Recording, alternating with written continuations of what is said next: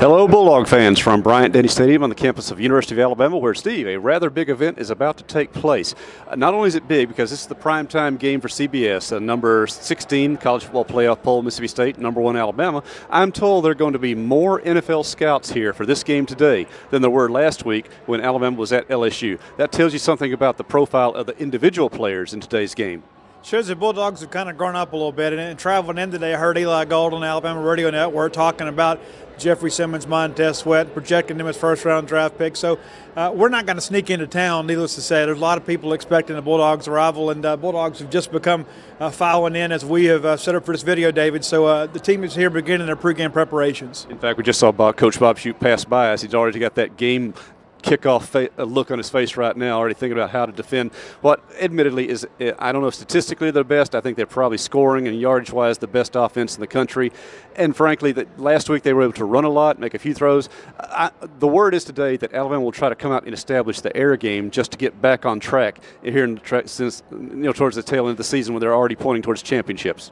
Well, and that task could be made a little bit easier. We learned earlier today Jaquarius Landrews, Mississippi State starting nickel safety, did not travel with the team, not expected to play, which means Marcus Murphy, true freshman, will get the unenviable task of matching up with some very talented receivers. But he's a very athletic and talented player. Experience is a little bit of a question mark. We've heard Chris Rayford may rotate over and take a spot or two or take some reps in there. So that'll be a matchup to watch today. Is Alabama's best receiver, Judy, will line up in the slot oftentimes against a nickel safety.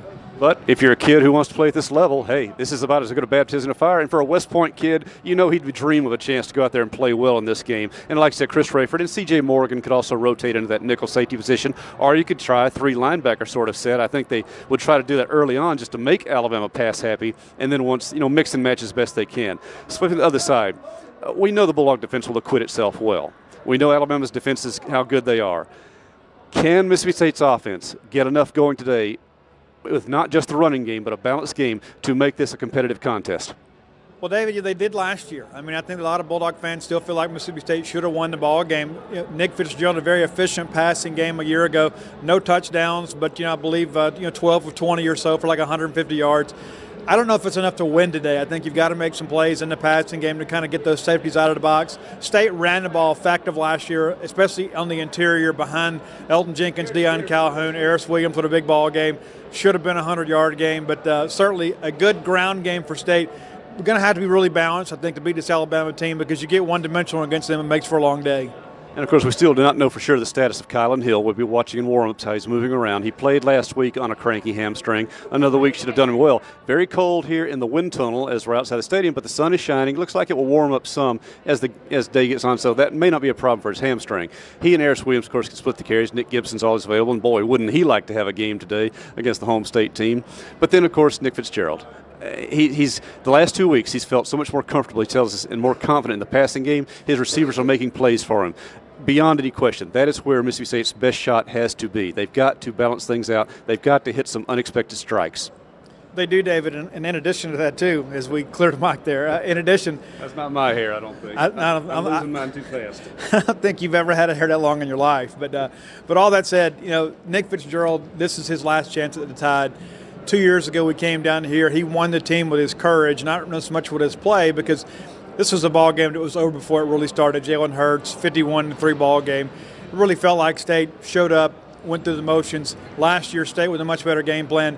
We don't know what we're going to expect, but Nick Fitzgerald's going to come out and look to compete today in a way that he never has before.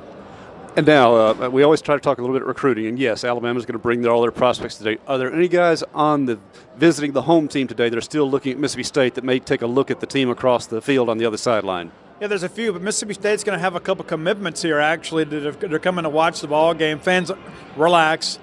All these kids like to go. Panicked a whole lot of people. Oh, I know. But like Nathan Pickering's the guy that talked about coming. We'll see if he shows up. And, I'll kind of make my way around the sideline to see if there's any familiar faces out there. But, listen, these high school kids get a chance to go watch a college ball game. In their shoes, we would do the same thing. A chance to go to a ball game for free, eat for free, get to meet some college coaches. I know some middle-aged dads that would love to go do that, much less some high school players. And so, there'll be some guys here. But this is a chance, I think, for Joe Moorhead, even in the loss, if they can come out and be competitive in this ballgame and show they're gaining some ground in Alabama, which is very difficult to do, to show this program's on the right track.